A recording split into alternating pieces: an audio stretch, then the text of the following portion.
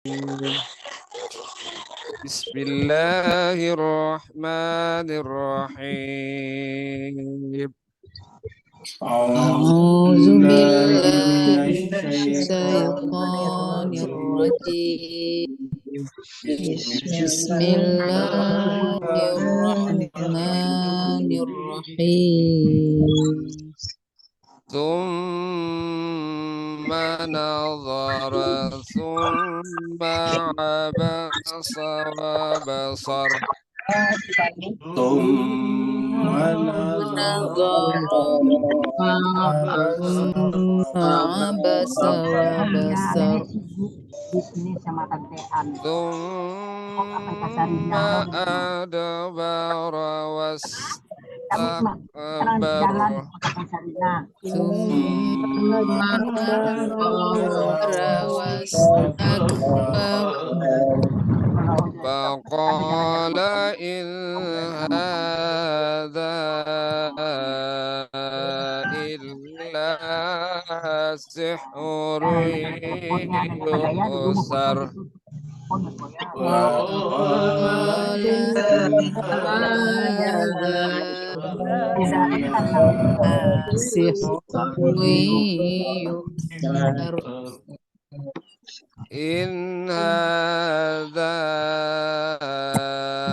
illa qaulul bashar. In hadza illa qaulul bashar. Sa'uslihi saqar. Sa'uslihi saqar. Wa ma adraka ma saqar. Wa ma adraka ma saqar. La tubqi wa la tadhar. La tubqi wa la tadhar. Lawahatun lil bashar. Lawahatun lil bashar. Alaiha tis'ata ashar. Alaiha tis'ata ashar. Sadaqallahul aliyyul azim. Sadaqallahul aliyyul azim. Allahumma salli wa sallim wa zid wa barik ala rasulillah wa alihi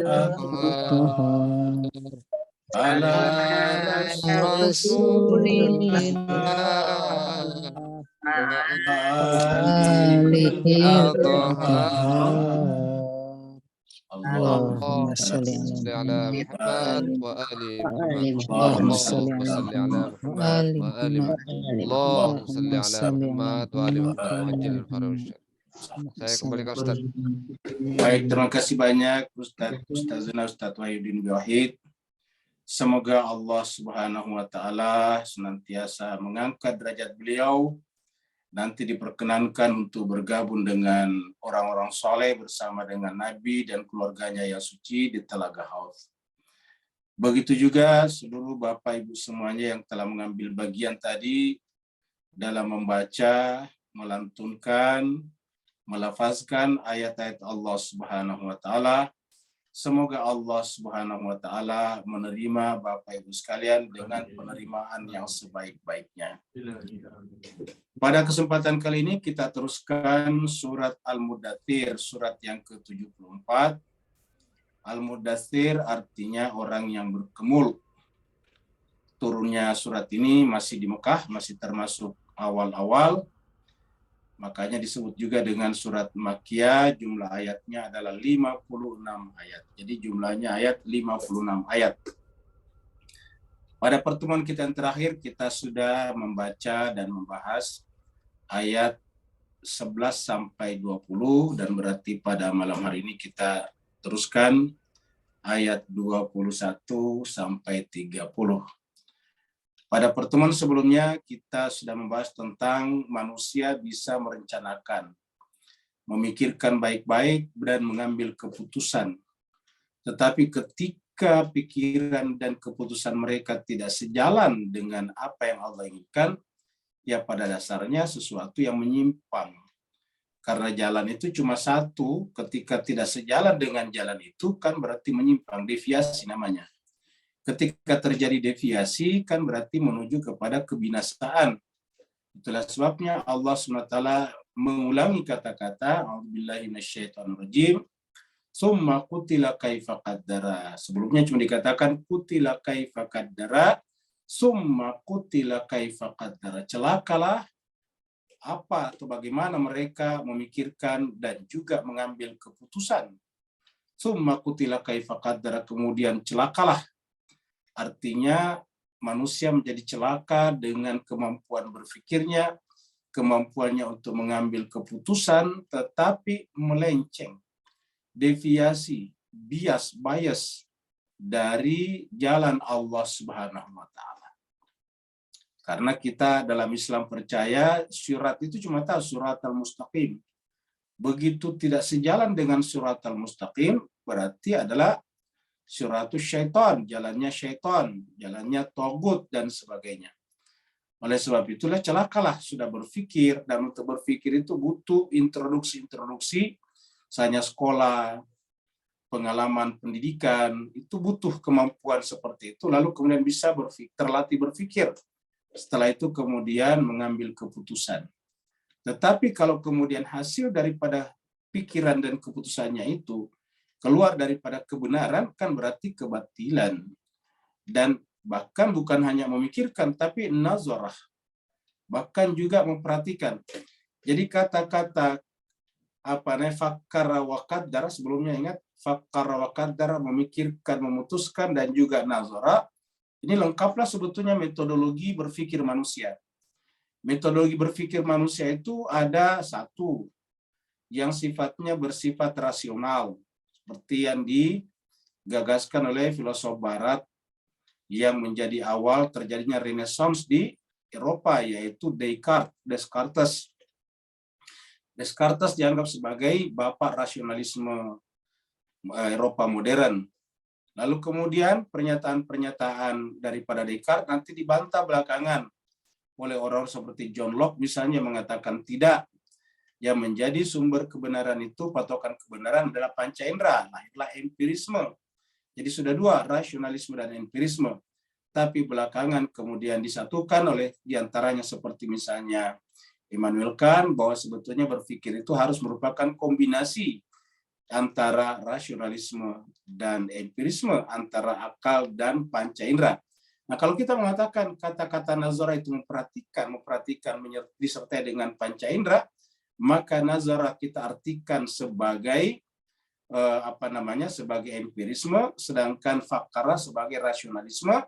Kemudian cuma serba kita sebut dengan qaddara, itu adalah merupakan keputusan yang merupakan hasil resultan antara rasionalisme dan empirisme.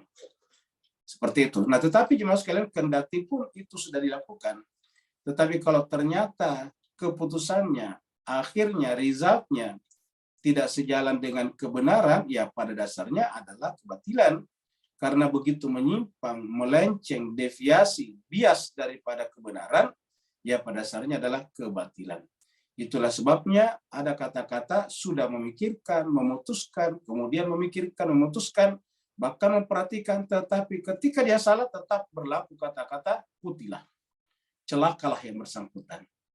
Ini artinya apa? Ini artinya bahwa setinggi apapun expertise kita, keahlian kita, setinggi apapun tangga akademik yang telah kita lewati, seluas apapun pengaruh penelitian-penelitian kita, sebanyak manapun lab-lab, laboratorium kita gunakan untuk melakukan eksperimen, tetapi tetap patokannya haruslah kebenaran. Karena begitu keluar daripada kebenaran, maka bukan hanya hasilnya saja nanti yang salah, tapi juga mungkin penerapannya dalam masyarakat bisa salah, baik secara personal ataupun secara kolektif. Bisa saja secara personal benar, tetapi secara kolektif disalahgunakan. Ambil contohnya misalnya nuklir, teknologi nuklir atau bom atom misalnya. Bom atom, penemuan bom atom adalah sejalan dengan hukum alam, karena itu adalah berkaitan dengan unsur-unsur paling kecil yang menyusun dalam semesta, yaitu atom-atom. Lalu kemudian ketika atom-atom itu ditemukan sedemikian rupa, lalu kemudian lahirlah seperti misalnya bom atom, sebagai sebuah eksperimen, sebagai sebuah sah-sah saja. Tapi ketika politisi atau penguasa atau pemangku kepentingan mengambil keputusan, ulangi lagi, mengambil keputusan untuk menjatuhkan bom seperti itu di atas masyarakat sipil, di kota-kota yang dihuni oleh orang-orang tidak tahu menahu tentang jalannya peperangan, maka itu adalah sebuah kesalahan. Dan kesalahan ini dilakukan oleh negara yang kita anggap sebagai pusat peradaban sekarang, yaitu Amerika menjatuhkan bom atom di 2 kota sipil di Jepang pada tahun 45, yaitu Hiroshima dan Nagasaki, dan menyusul itu bom-bom kimia, walaupun tidak sedahsyat bom atom di Hiroshima dan Nagasaki, dijatuhkan di Perang Vietnam, dijatuhkan juga di Irak pada saat Irak diambil alih, dan berbagai tempat lainnya. Bahkan juga dijatuhkan di Suriah pada saat Suriah juga diperangi. Jadi jemaah sekalian berbahagia, senantiasa terjadi hal seperti ini. Ini kan menunjukkan bahwa manusia sekuat apapun pikirannya, nazaranya, jadi fakar rawakat darasumma nazara, kalau kita langsung ke sini, tetap membutuhkan bimbingan langit. Manusia membutuhkan bimbingan langit. Karena bimbingan langit ini artinya apa? Manusianya menjadi manusia adi manusia. Apa namanya manusia adi manusia? Artinya bahwa cara berpikirnya dibimbing oleh langit, sehingga dia tidak lagi seperti manusia biasa yang memiliki kemungkinan, probabilitas untuk dipengaruhi oleh kepentingan hawa nafsunya ataupun intervensi pihak-pihak tertentu. Nah, kalau manusia adi manusia yang kita sebut dengan insan kamil, maka satu-satunya perhitungannya hanyalah kepentingan Allah. Apapun risikonya, seandainya pun dia dibunuh, dibantai, dipenggal kepalanya, dia terima. Apa sebabnya? Karena begitu dia berkompromi dengan kepentingan-kepentingan penguasa, akibatnya terhadap kemanusiaan sungguh luar biasa. Dan orang-orang yang kita sebut dengan manusia adi manusia tidak mungkin mempertaruhkan itu demi bahkan 1 nyawa, apalagi banyak nyawa. Kenapa? Karena mereka datang untuk menegakkan hakikat kemanusiaan, dan hakikat kemanusiaan adalah ilahiyah. Jadi dikatakan summa qutila kaifa qaddara summa nazara. Baru kemudian ayat berikutnya, sebelum kita lihat ilustrasinya. Bapak Ibu sekalian, lihatlah video ini baik-baik. Ini adalah saudara kita yang tidak melihat, tunanetra. Berjalan harus dibimbing oleh tongkatnya. Tongkat yang dia pegang itu sangat-sangat penting baginya. Ini adalah juga tunanetra dari Bandung. Bapak Ibu yang sangat berbahagia, cobalah lihat saudara-saudara kita yang tidak punya mata, tidak punya penglihatan. Tubuhnya sama dengan kita, tetapi matanya tidak melihat. Bapak Ibu sekalian, bagaimana perasaan dan keputusan Bapak Ibu semuanya? Bagaimana cara berpikirnya? Bagaimana keputusan hatinya, keputusan pikirannya, keputusan nuraninya, keputusan kemanusiaannya? Apabila orang seperti ini yang tak berdaya, karena unsur penting daripada dirinya tidak ada itu matanya. Mata jauh lebih penting daripada kaki. Orang bisa tidak ada kakinya 1 atau 2. Tapi selama masih ada matanya, maka masih punya peluang untuk belajar dengan sempurna. Tapi ketika mata tidak ada, ini berat sekali. Lalu bagaimana perasaan Bapak Ibu semuanya? Cobalah tanya hati nuraninya masing-masing. ketika orang seperti ini datang kepada kita, ingin dituntun, ingin belajar, lalu kemudian kita menampiknya, kita menolaknya, bahkan kita memberikan isyarat tidak senang kepadanya. Kita menolaknya dengan cara-cara yang mungkin kita anggap, karena kita anggap kedatangannya mengganggu dan sebagainya. Coba kita tanya nurani kita, apakah itu termasuk berakhlak? Kalau ada orang yang tunanetra, orang yang buta, orang yang tidak melihat, ingin sekali belajar karena dia tidak bisa belajar secara normal. Apalagi pada seorang nabi, nabi itu adalah hudal linnasi untuk seluruh manusia, termasuk orang tunanetra. Tiba-tiba sang nabi kemudian bermuka masam. Apakah mungkin nabi bermuka masam seperti itu? Jangankan nabi, kita saja Paul sekalian, apa masuk akal, apa berakhlak namanya? Kalau orang seperti tadi kita lihat bapak-bapak di taman jalan dengan begitu pelannya, karena harus meraba-raba di depan dengan tongkatnya. Bagi kita yang melihatnya, kita mengatakan kenapa pelan-pelan, itu jalannya terbuka kok. Ya bagi kita terbuka. Bagi kita jalannya lurus, lempeng. Tetapi bagi dia kegelapan. Dia tidak tahu di depan itu jalannya lempeng, jalannya terbuka, atau jalannya ada got, ada ada batu dan sebagainya, tidak jelas. Maka dia harus pelan-pelan menggunakan tongkatnya untuk datang saja ke suatu tempat, itu butuh perjuangan yang luar biasa. Ulangi, untuk datang saja kepada suatu tempat itu butuh perjuangan yang luar biasa. Tapi bagaimana pula ketika datang ke tempat itu, apalagi itu adalah Nabi, lalu kemudian Nabi bermuka masam kepadanya. Allah berfirman, summa abasa wa basara. Bapak Ibu sekalian, berdasarkan ayat ini, siapakah yang abasa tadi? Yang abasa bukan Nabi di sini, tapi yang abasa ialah orang yang menolak kebenaran. Ingat cerita sebelumnya. Yang abasa di sini adalah orang yang fakkara wa qaddara summa kaifa qaddara, lalu kemudian hatinya menolak, keputusannya salah. Kalau kita ikuti ayat-ayat sebelumnya adalah orang-orang yang justru menolak kebenaran. Menolak Al-Quran, menolak Nabi. Mereka itulah yang kemudian abasah, bermuka masam ini. Jadi tadi yang disebut dengan kutilah celaka, jadi orang celaka itu adalah abasah. Ingat tadi kata kutilah. Kutilah itu kalau secara bahasa kan diartikan dari kata qatala, membunuh. Kutilah dibunuh, artinya celakalah. Sama dengan bunuh diri, itu namanya kutilah. Terbunuhlah dirinya, matilah dia. Sama kalau kita katakan matilah kau, kamu gitu. Nah, kemudian abasa, kemudian dia bermuka masam, wabasarah, coba. Dan dia bersikap cemberut. Abasa wabasarah, dia bermuka masam dan cemberut, kelihatan marahnya. Diulangi lagi apa? Bersatu dengan adbara wastakbara. Kemudian dia berpaling. Adbara itu adalah pergi. Adbara itu pergi, membelakangi orang tersebut. Wastakbara, seraya menyombongkan diri. Jadi berdasarkan ayat ini adalah kata-kata abasa, wabasara, adbara, wastakbara sama-sama penyakit hati yang dikecam oleh Al-Quran. Ulangi lagi Pak Bu sekalian, kata-kata abasa, wabasara, adbara, wastakbara, ini adalah penyakit-penyakit yang dikecam dalam Al-Quran sampai menggunakan tadi kata-kata kutilah. Jadi ini adalah abasa, ini salah satunya. Kenapa abasa muncul tadi? Karena kesalahan berpikir tadi. Jadi abasa, satu penyakit, basara, satu penyakit, adbara, satu penyakit, wastakbara, ini sudah jelas iblis punya. Jadi adbara ini adalah berpaling, pergi. Wastakbara, menyombongkan diri. Ini kan semuanya refleksi daripada jiwa yang salah. Ulangi lagi. Refleksi daripada jiwa yang kotor, jiwa yang tidak bersih. Yaitu abasa, bermuka masam, wabasara, dia merengut. Suaranya hilang di sini.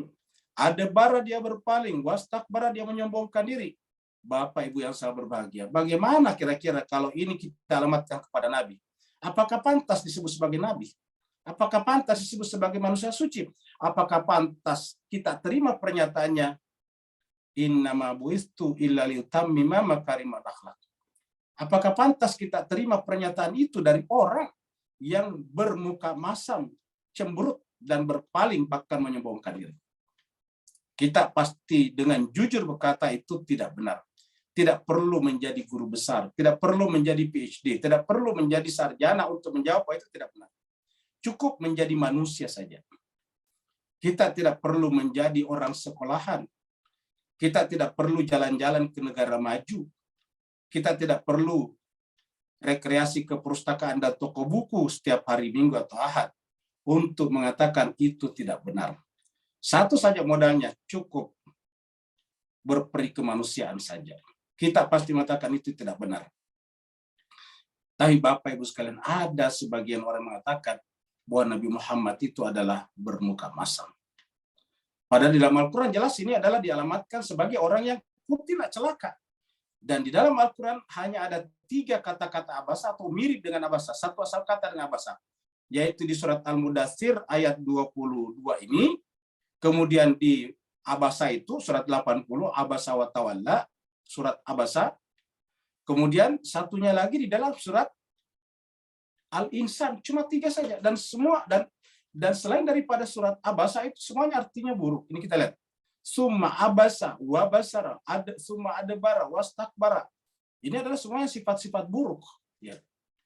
Karena adbara berpaling dari kebenaran. Cemberut, apapun kalau cemberut tidak bagus. Jangankan Nabi, Pak Bu sekalian, suami kita, istri kita saja cemberut nggak enak rasanya, Pak Bu sekalian. Ya. Apalagi kalau kita anggap sebagai Nabi, Rasul cemberut, bagaimana kita sebut sebagai memiliki akhlakul karimah? Bagaimana kita terima dia sebagai rahmatan lil alamin? Apalagi yang datang dicemberuti, yang di muka masami justru orang buta, Pak Bu sekalian. Yang dicemberuti, yang di muka masami, yang berpaling mukanya daripadanya justru orang tunanetra. Coba. Yang pertama itu tidak akhlaki namanya. Yang kedua, mohon maaf, kalau itu dilakukan Nabi, kok Nabi tidak mengerti yang namanya ilmu pengetahuan? Kenapa? Menegur orang buta tidak ada gunanya dengan bermuka masam. Karena tidak dilihat juga sama dia. Yang melihatnya siapa? Orang hidup. Jadi bayangkan kita orang hidup ada di sekitar situ dan melihat nabinya bermuka masam terhadap orang buta. Ya kita melihat tidak, orang butanya nggak masalah. Kenapa? Ya tidak tertegur dengan muka masam. Kenapa? Ya tidak melihat. Bagaimana caranya menegur orang buta? Ya didorong pakai tangan. Nggak bisa dengan cemberut. Nggak bisa dengan bermuka masam. Kenapa? Ya tidak melihat. Tidak bisa ditegur dengan isyarat. Harus ditegur dengan touching, dengan disentuh. Kalau cuma sekedar isyarat ya tidak bisa. Kenapa? Tidak melihat. Bayangkan Nabi menegur orang buta dengan isyarat. Ini Nabi kok tidak tahu pola komunikasi. Ya. Seandainya pun Nabi menegurnya. Jadi 2 kesalahannya di sana. Pertama, kayaknya sulit Nabi untuk bermuka masam. Coba. Karena disebutkan di sini dia adalah kutilah, celakalah. Ingat jemaah sekalian 2 kali kata-kata kutilah tadi di situ. Ya. Kita lihat sebelumnya di sini. Ya. Innahu fakkara wa qaddara. Fakutila kaifa qaddara. Jadi bayangkan kalau Nabi mengambil keputusan seperti itu, maka dikatakan celakalah. Coba. Kutila kaifa qaddara. Ya. Lalu kemudian masuk di sini. Summa kutila kaifa qaddara. Coba. Kemudian 2 kali celaka nih, coba. Ayat 19. Terus kemudian ayat 20 nih. 2 kali kata-kata kutilah. Celakalah, begitu berbahaya sifat-sifat ini. Summa abasa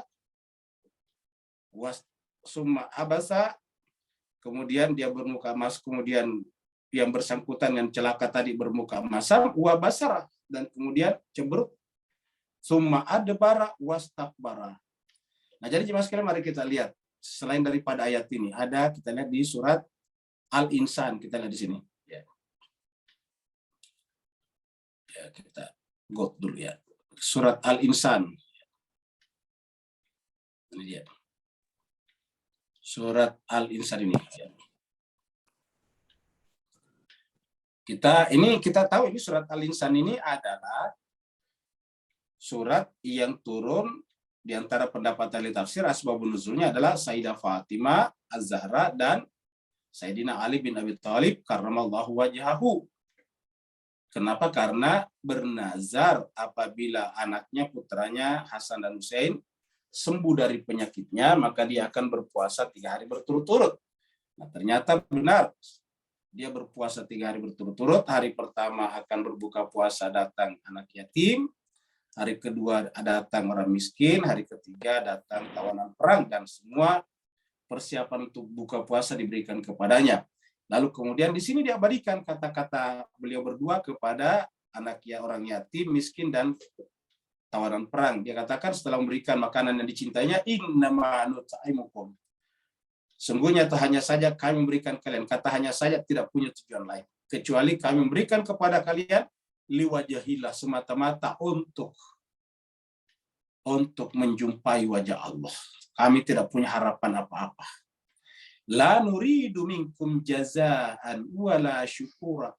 Kami tidak pernah menginginkan dari kalian balasan, jaza, imbalan, wala syukura, bahkan berterima kasih pun tidak. Jadi kami tidak butuh dari kalian, kami tidak pernah berharap dari kalian ada balasan ataupun ucapan terima kasih.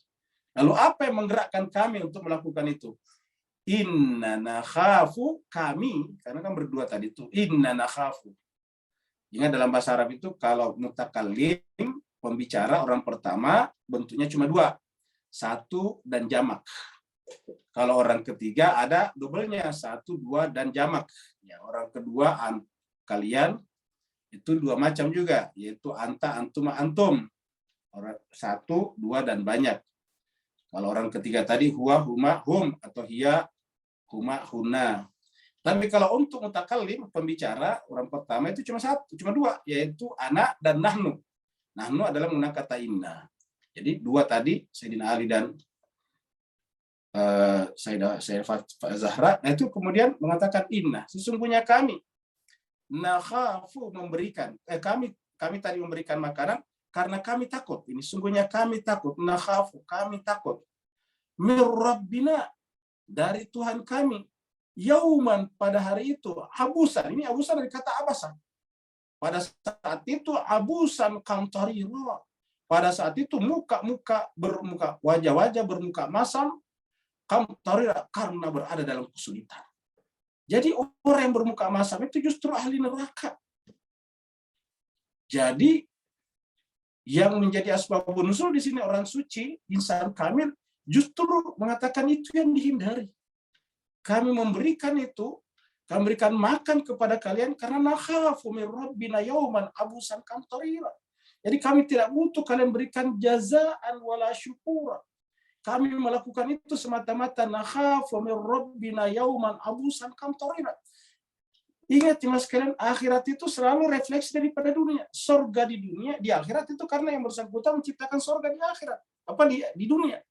Jadi orang akan mendapatkan sorga di akhirat karena mereka membuat sorga di dunia. Apa itu sorga? Keindahan, eksklusivisme, inklusivisme, keberagaman, itu kan sorga.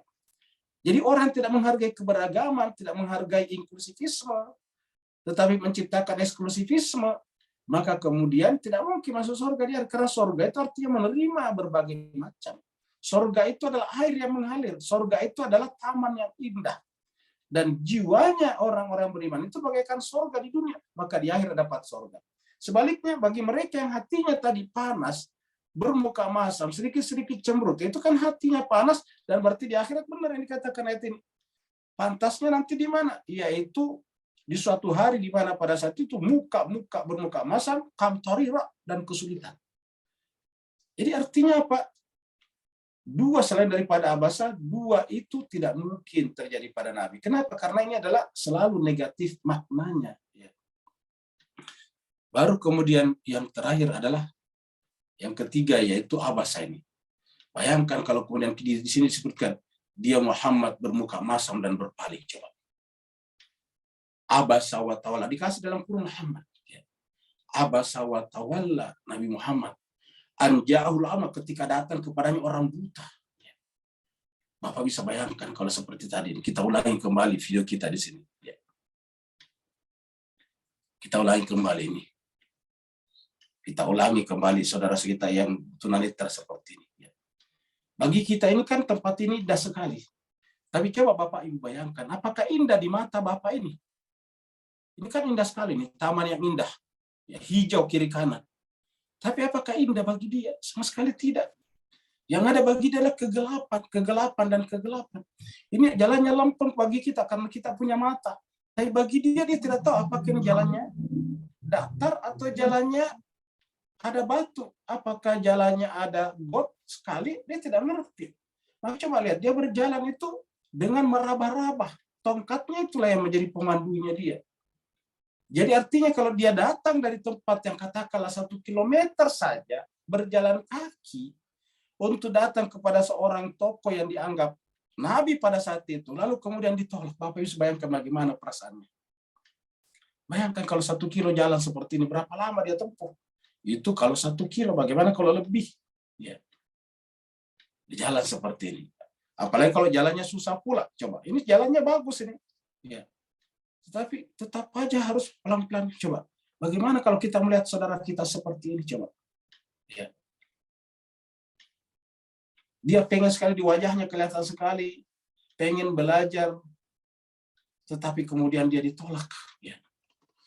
Maka kemudian justru yang terjadi adalah kutila tadi, yang tercela tadilah yang abasa wa basara summa adbara wastakbara. Ulangi lagi, jadi kutila. Jadi kita kembali tadi ke sini.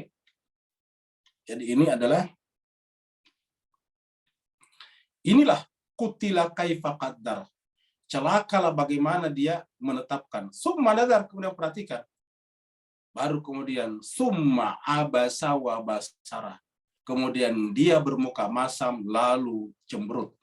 Summa adbara, kemudian dia berpaling wastakbara. Ya.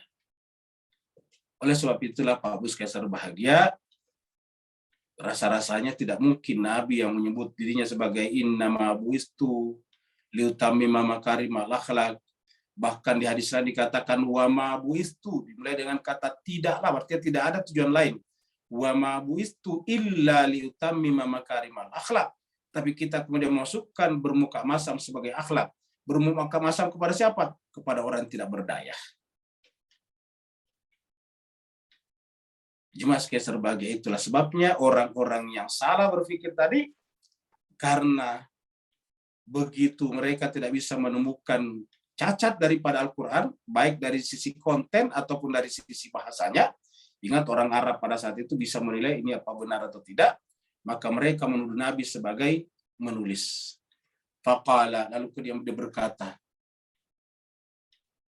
in hada illa sihrun yu'sar. Faqala, dan dia berkata tiadalah Al-Quran. Jadi ingat, selalu yang diserang Al-Quran, Pak Ustaz.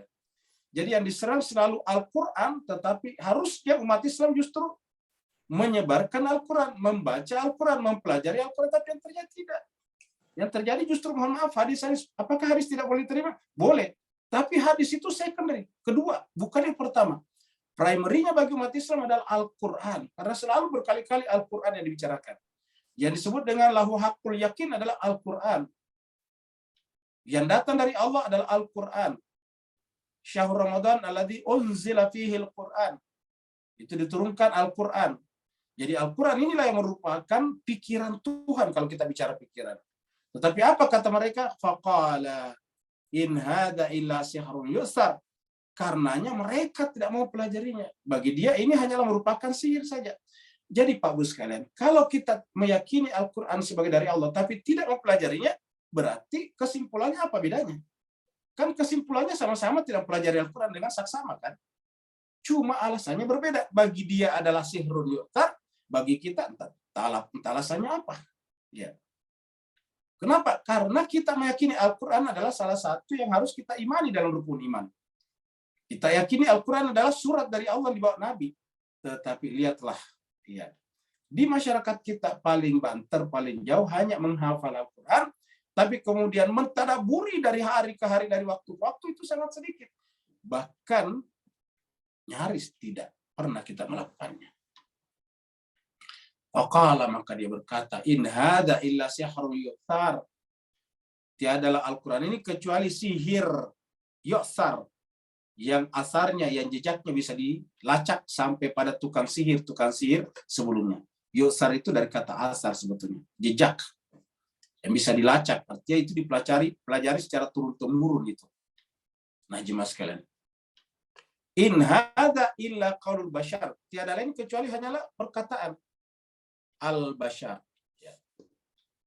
Jadi jemaah sekalian, bagi mereka ini adalah sihir yang dikatakan oleh manusia biasa. Bapak Ibu sekalian, kita tadi lihat ilustrasi kita sebelumnya, video kita.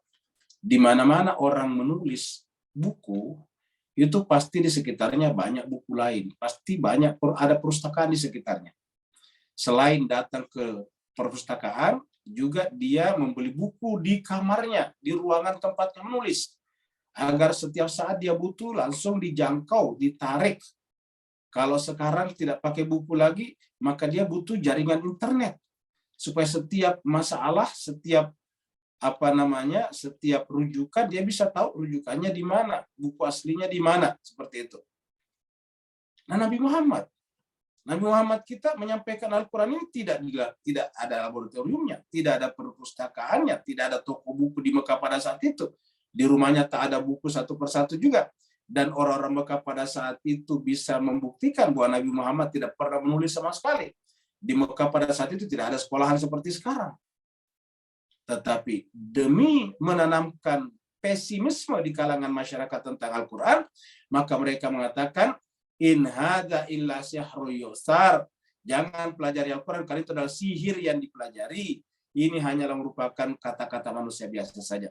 In hadza illa qaulul bashar. Karena ada kata-kata bashar di sini, Nabi mengakui, saya juga memang bashar. Tetapi yang saya sampaikan ini bukan perkataan bashar. Di dalam surat Al-Ankabut dikatakan, ataukah di dalam surat Al-Ankabut dikatakan bahwa innama ana basyar, saya adalah basyar, benar. Innama ana basyar, mislukum, seperti kalian, tetapi bedanya yuha ilayya. Jadi bedanya adalah yuha ilayya. Jadi kita lihat di sini. Jadi bedanya adalah yuha ilayya, saya sama dengan kalian. Yuha ilayya, bedanya adalah diwahyukan kepada saya. Jadi jangan sekalian, ibu, surat Al-Kahfi, ya, bukan surat Al-Ankabut tadi. Surat Al-Kahfi, surat yang ke-18, ayatnya 110. Qul, katakanlah Muhammad, innama, hanya saja, ana, saya basyar, memang basyar seperti kalian ini. Seperti yang mereka katakan, basyar nih. Saya adalah basyar seperti kalian ini, basyar. Mislukum, tidak ada bedanya dengan kalian. Jadi innama ana basyarun. Benar, saya hanyalah basyar seperti kalian. Bedanya ialah, walaupun saya basyar seperti kalian, yuha ilayya annama ilahukum ilahun wahid. Bedanya adalah yuha, diwahyukan kepada saya, annama, bahwasanya ilahukum ilahun wahid.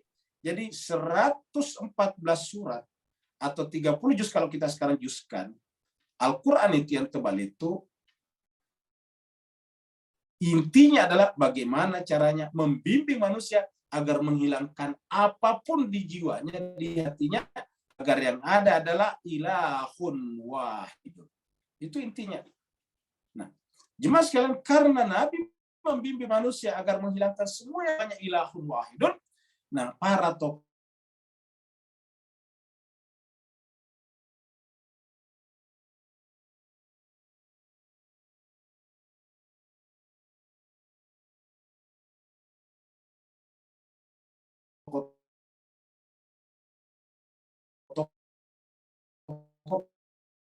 para